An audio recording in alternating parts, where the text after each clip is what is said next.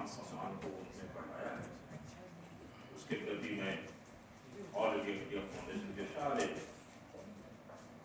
पदाधिकारी से लेकर सदस्य को मैं प्रणाम करता हूँ और इस मंच का आभारी रहूँगा।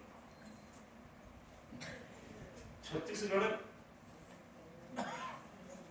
जैसा कि नाम है, छत्तीसगढ़ 36 गढ़ को क्या बोलते हैं अंग्रेजी में? आप लोग, अंग्रेजी मेरी कमजोर है, गढ़ को क्या बोलते हैं? फोर्ट। छत्तीसगढ़ इस नाम से जाना जाता है और ट्राइबल क्षेत्र, आदिवासी क्षेत्र से भी पहचाना जाता है। नैसर्गिक सुंदरता का अद्भुत अनुभव हम लोगों ने किया है और जो भी छत्तीसगढ़ आते हैं वे भाव विभोर हो जाते हैं।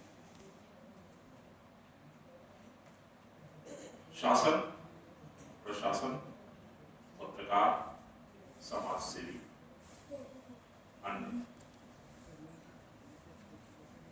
अभी आप सभी को विदित होगा 2023 विधानसभा चुनाव में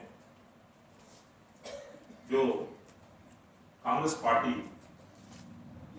जिसके मुख्यमंत्री भूपेश बघेल साहब थे, को पराजय मिली और भारतीय जनता पार्टी को सफलता मिली सरकार बनाने की। 90 में से 54 सीट भारतीय जनता पार्टी के पक्ष में आया, इसलिए वो राज्य में सरकार बनाने में सफल हुई। हार जीत अपने जगह पे है। भूपेश बघेल साहब का कार्यकाल मैं अपनी विचारों से और क्षेत्र में काम करके जो आंका है वो बहुत ही सराहनीय है। भूपेश बघेल साहब बहुत सुलझे नेता है।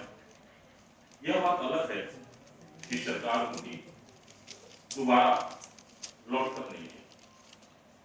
मैं किसी व्यक्ति की प्रशंसा करने के लिए यहाँ पे नहीं आया हूँ। हम लोगों ने देखा है उन्होंने बहुत अच्छी अच्छी योजना बनाई छत्तीसगढ़ में, लेकिन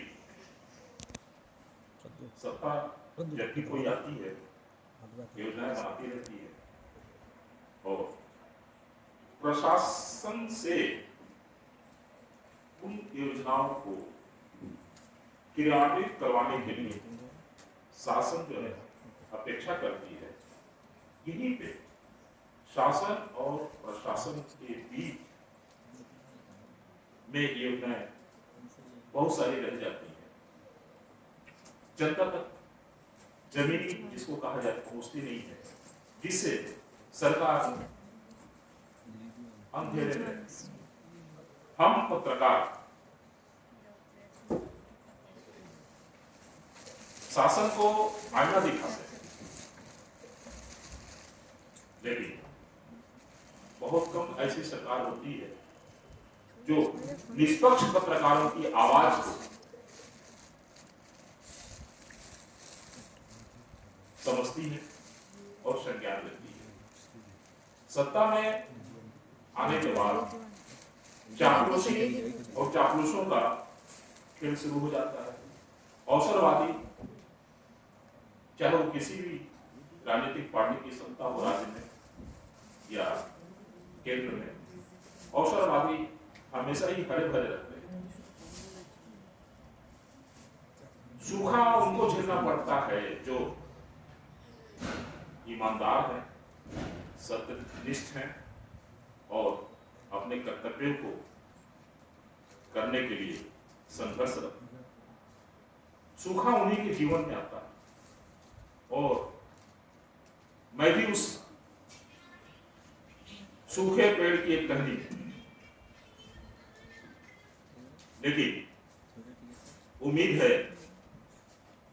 उम्मीद पर पूरी दुनिया कायम है कि एक न एक दिन उस सूखे पेड़ की टहनी में हरियाली आएगी।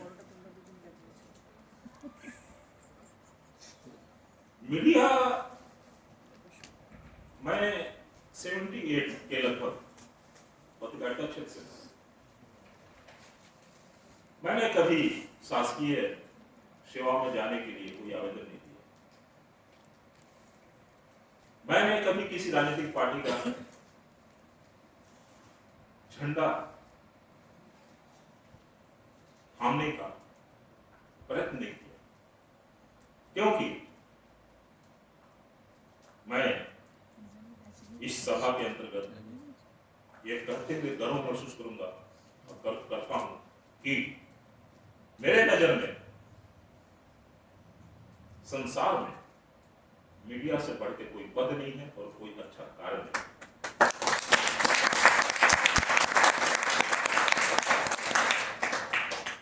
क्या है, आपको किसी पार्टी में कोई पद मिल जाएगा, कोई मंत्री मिल जाएगा, कितने दिन के लिए? 5 साल, 10 साल, 20 साल। उसके बाद हवाई जहाज में उड़ते हुए मंत्रियों को आप लोगों ने सुना होगा, कुछ लोग देखा भी होगा, सीनियर बैठे हैं यहाँ पे, कार्यक्रम में जा रहे हैं, घोषणा हो गई, सरकार गिर गई, लेने के लिए वहां जो प्रोटोकॉल करता है वो वापस आ जाती है और टैक्सी में उनको आना पड़ता है।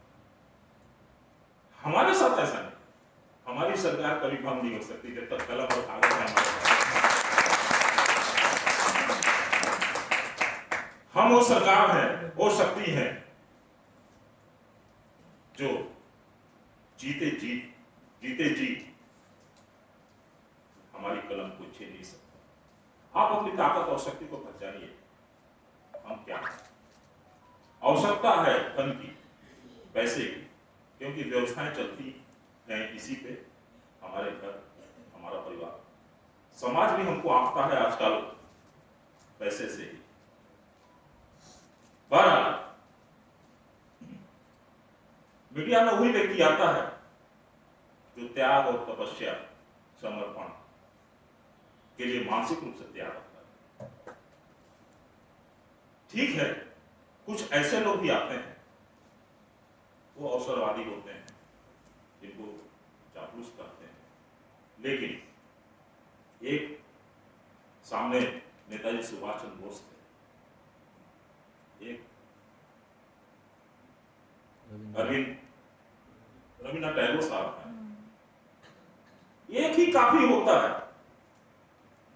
मेरी बातें होती हैं, हिंदुओं की संख्या कम हो रही है, मैं विषयांतर में नहीं जाऊंगा, हिंदुओं की संख्या कम हो रही है और दूसरों की संख्या बढ़ रही है। मैं क्या, संख्या से सत्ता की प्राप्ति नहीं होती है, आत्मबल चाहिए, आत्मबल चाहिए और आपका काम अच्छा होना चाहिए। आपका काम अच्छा होगा तो किसी भी जाति और धर्म के लोग आपके पीछे पीछे चलेंगे और आपकी सरकार बनेगी और आपकी शक्ति बनेगी और आपका राज होगा, आपका देश होगा। एक व्यक्ति काफी है। तो मीडिया का अनुभव मैं आप लोग के सामने बताना चाहता हूं। सीनियर बैठे हुए हैं, हम यदि प्रशासन की चापलूसी न करें तो हमें मान्यता प्राप्त कार्ड, पत्रकारिता का कार्ड नहीं मिलता। और आप लोगों ने सुना होगा या पढ़ा भी होगा कि कई राज्य की सरकारें जो है पत्रकारों की सुरक्षा के लिए अपने यहाँ कुछ संविधान बना रही है। मैं 2 साल पहले कहा था कि उस सभी पत्रकारों की सुरक्षा की संविधान में वो हम लोग नहीं आते हैं जो स्वतंत्र पत्रकारिता करते हैं, निष्पक्ष पत्रकारिता करते हैं, निर्भीक पत्रकारिता करते हैं। वो वही लोग आते हैं इसमें जो उनकी चापलूसी करते हैं और जिनके पास अधिमान्यता प्राप्त का कार्ड है, उन्हीं को फायदा है, बाकी लोगों को फायदा नहीं।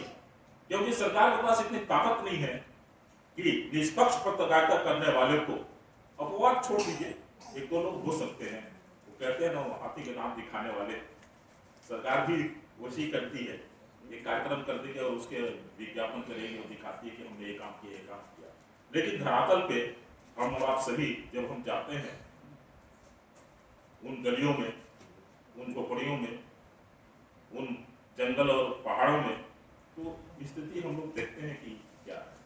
मैं अधिक समय नहीं लूंगा।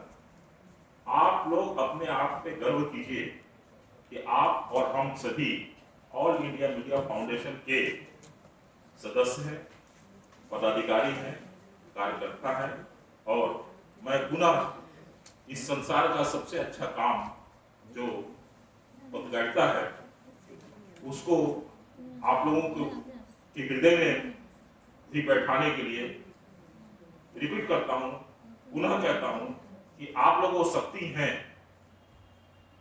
मेरे से, कलेक्टर से, एसपी से, आईजी से, ऊपर मंत्री से क्या बोलेंगे, संवाद होती है, लेकिन वो हमारी कमजोरी खोजते हैं कि दिग्विजय सिंह तोमर की कमजोरी क्या है, क्यों ऐसा बोलता और क्यों ऐसा लिखता है। मेरी कोई कमजोरी उनको नहीं मिलती है। अर्थात आपके अंदर कोई गंदगी होगी, आप कहीं फंसे होंगे, आप कलम को चलाने में वो हिम्मत नहीं कर पाएंगे जो हम जैसे लोग करते हैं। तो अपने आप को साफ कीजिए। गलतियां होती हैं, दोबारा नहीं। कमजोरी आपके पास नहीं होना चाहिए। जिस दिन आपके पास कमजोरी नहीं होगी, आप सबसे बड़े शक्तिमान हैं। मैं इतना ही कहूँगा। मुझको यहाँ बुलाया गया, सम्मानित किया गया और विचारों को प्रकट करने के लिए समय दिया गया। इसके लिए मैं ऑल इंडिया मीडिया फाउंडेशन के सारे परिवार के प्रति धन्यवाद।